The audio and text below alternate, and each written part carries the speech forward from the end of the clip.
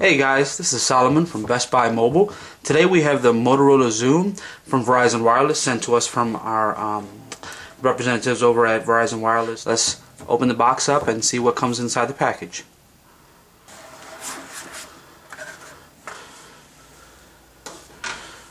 Right away we see that large 10.1 inch display of the Motorola Xoom Tablet.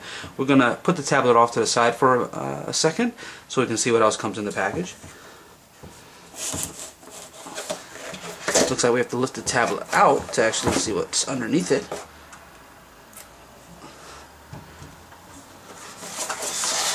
Okay, looks like we have a little instruction manual, I would assume, since it says master your device.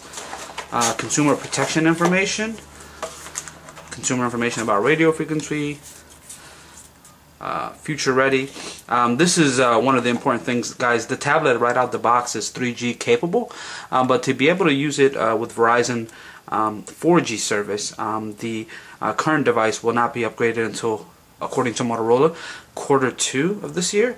So there's actually a website that you go to, www.verizonwireless.com/Xoom for LTE upgrade, and there's the website right there, guys, and that's where you go to register on the site, and you'll get contacted by Verizon Wireless on instructions on how to perform that upgrade. Alright, so yeah, out of the box it's going to be 3G capable, Wi-Fi capable, not 4G until Q2 for right now. So we have a USB device for syncing to the computer and presumably to charge it, micro USB. And it looks like this is going to be a dedicated USB cord, and we're going to have our own external power source with its own power plug.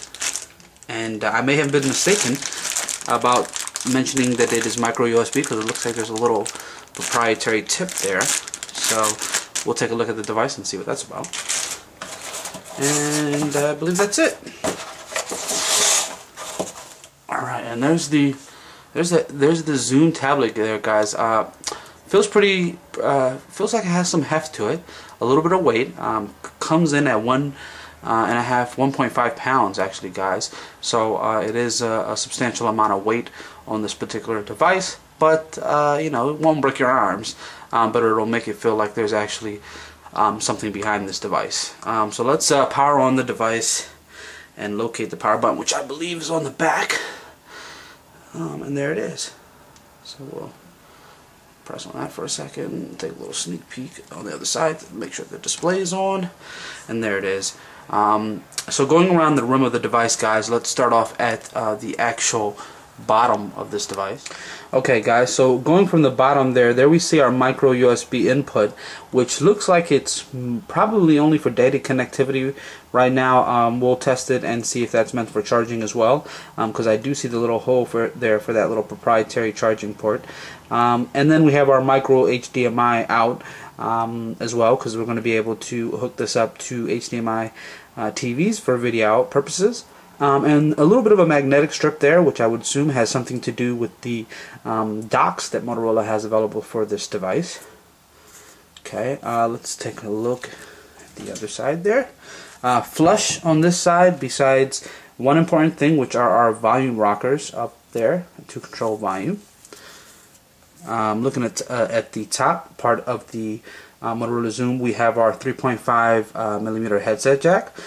For music purposes, line out purposes, and looks like we have a little opening up here as well, which appears to be our SIM card slot.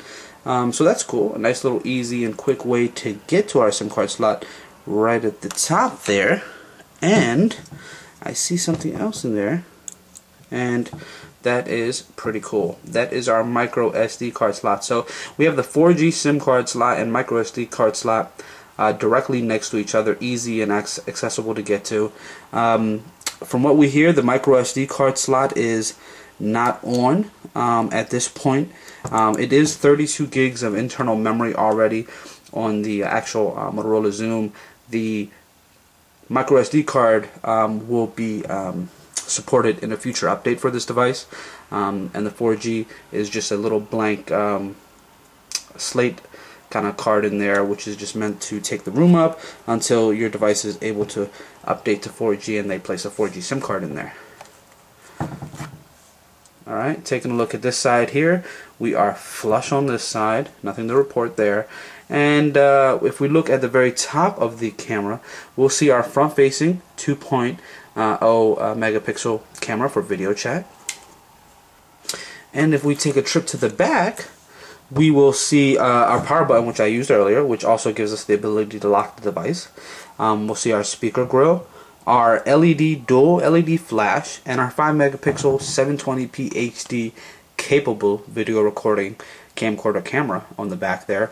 So we got some powerful camera on the front for video chat, and also one on the back there for great video capture and great still photos. And it looks like there's dual speaker ports, actually, one over there and one on the left side. So we should be getting some good volume from this device. Alright, take a look at the front here. We'll press the power button on the back to unlock the screen, and there we see that honeycomb design, prism design there. So it looks like we unlock, it could be left, right, up, down, and I believe this is set to maybe 15 seconds of inactivity to shut the screen off like that. So let's just see how this goes. And there it is. There's the main screen of the Motorola Xoom Tablet, guys. There is no hard external buttons on the tablet here, guys. So what we've heard is the software is the buttons are actually going to be oriented on the actual display themselves. It's clocking a 1 gigahertz processor, a dual core processor made by NVIDIA. It also has 32 gigs of internal memory, so as far as the micro SD card slot not working until a future update, I think we can wait for that because it's built in with the highest amount of memory you'll find on a micro SD card currently. It is featuring, as I mentioned before, 2.0 camera on the front-facing camera, and a 5.0 megapixel camera on the back. It's running one of Google's latest Android operating systems. Pull up the apps menu there. So we have Google Honeycomb 3.0, the first tablet right now to be running it officially in the US. It is a 1280 by 800 display, so it's a little higher resolution than some other tablets. It has a built-in set of different sensors, an accelerometer, a gyroscope, so we'll get some really good movement with gaming, a barometer, an electric compass, and it also has adaptive lighting at Best Buy. It is currently selling for $799.99 without contract commitment. There's a couple different plans available for this device, guys. It's 1 gigabyte of Verizon data for starting at $20. There's a 3 gigabyte data plan, and then there's a 5 gigabyte data plan as well that you can use to access 3G on the go. Pricing is not available yet from Verizon Wireless in regards to 4G, but that will be available in the future. I mentioned earlier that there's no hardware buttons similar to the home and the search buttons and the menu buttons that we see on most Android devices, as well as Android tablets. So it's not hardware, no capacitive touch either. They're all touch screen. So, and what I mean by that, let's jump into the applications tab, and we'll do that by pressing right there in the top corner. It brings up our preloaded applications on here, and from here we would see any other catalog of applications that we've downloaded. In order to go back, there's a little kind of backwards arrow button right there in the corner there, guys, and I'll bring it up closer so you guys can take a look. If I press down on that, it'll take me one step backwards, so that's our backwards arrow. So let's go right back into the apps, and let me jump into settings this time. If I go back one step, it'll take me to one step just like before, so I press down on that. Now if I want to go all the way back to the home screen, I'd actually press on this button right here, and it'll take you back to your home screen. So that will be your home button. You do get a little tab button here that lets you see the other applications and programs that you have. So true multitasking with Android 3.0 is really implemented very nicely here, as we can see. I did open up a browser page. I did open up a Google search page, and I opened up settings. As you guys can see there, I had those other two opened up for a second. I'll jump right back in here. I actually paused the video and opened up those two pages, guys, so I would have that there as a demo to show you the multitasking capabilities. And it does get a little taking used to. I mean, there's a couple times where I look at the screen there, guys, and I'm looking on the bottom bezel for a home or search button. So it does take a little getting used to there. As you can see at the top there, we have a little microphone for our voice search. And then it brings up, I don't know what I brought up here, guys. I'm still getting used to this device here. On the bottom, we have our time, our 3G display, as well as our battery display. We don't have that same kind of interface that we had before for bringing up our notifications. Notifications is supposed to come up automatically. They're supposed to come up on the bottom area, and they would come up and be able to simply tap them and pop up. We have multiple home screens, just like we're used to with Android. Widget implementation is supposed to be really good here with Android devices, so we're excited to see what that is capable of as well. Let's see. Let me bring up the apps, and let me take a look at the camera application. Okay, so there's the camera application. Looks like some cool things going on over here. Just want to see how that works on the little. I thought it would spin around. Zooming in and zooming out, I guess, would be that. Okay, seems pretty seamless there. I guess switching from the front to the back camera is that button right there, similar to icon you see on the iPhone. So if we switch, press down on that button, it should switch in a second. Yes, it does. It looks at the ceiling, and we will switch back to the backwards camera. I would assume that would be to actually take the still shot there. Looks switching to video. Looks like we just press down on the video, or do we slide?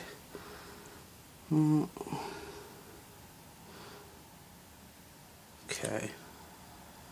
There we go. Okay, so you actually press down on the icon. Looks like I had to do a little pressing there, and it would switch to the video recording icon there. Looks like you can control the flash there.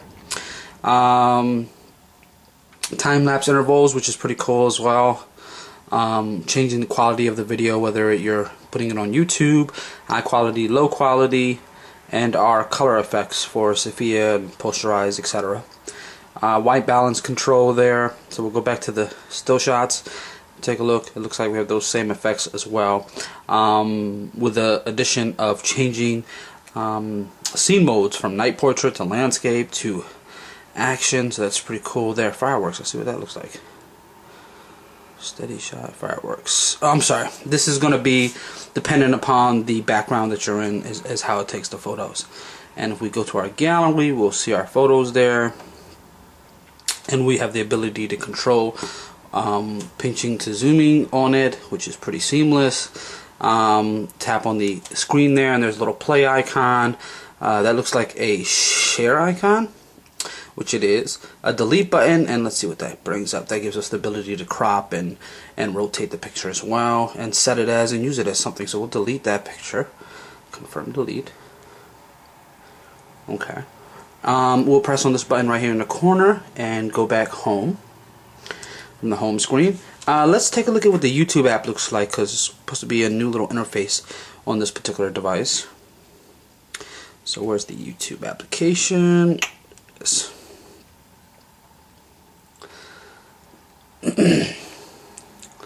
And there we go, our multiple videos there, as you guys can see there on the screen. A really nice, really cool kind of 3D-ish interface there. Ability to browse, being able to sign in and view your channel right away, which would be cool as well. And again, I'm feeling like I want to go to the side bezel here and look for a home or search button, and I keep putting my thumb in this area, but it's actually not in that area, guys. It's down here.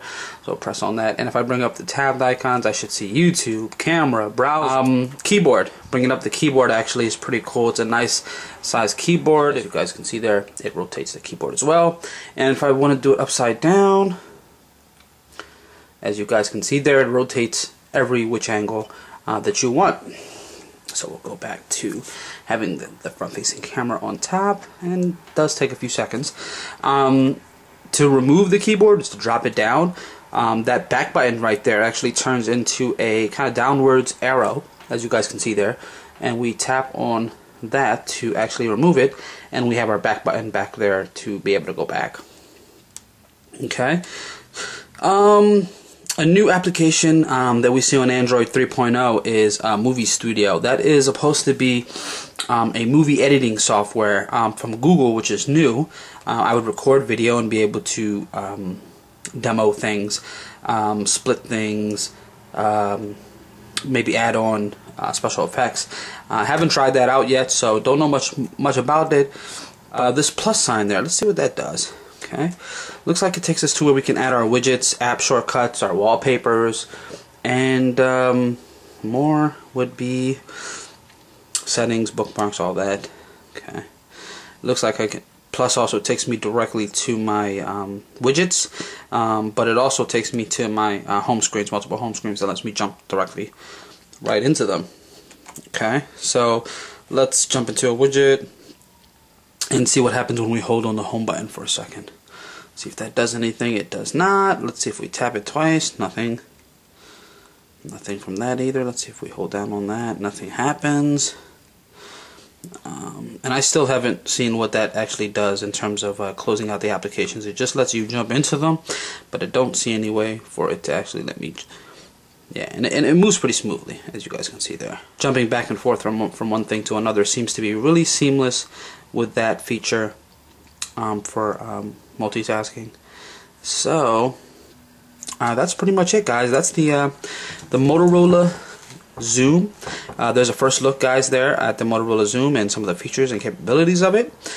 Be sure to stay tuned for more videos with anybody who has questions in terms of how to set up certain features on the device. We will be diving into the Gmail and video editing application in the future, in future videos, guys, to talk more about that with some demos of emails and video samples as well. Alright, guys, hope you've enjoyed the video, and until the next video, guys, see you later.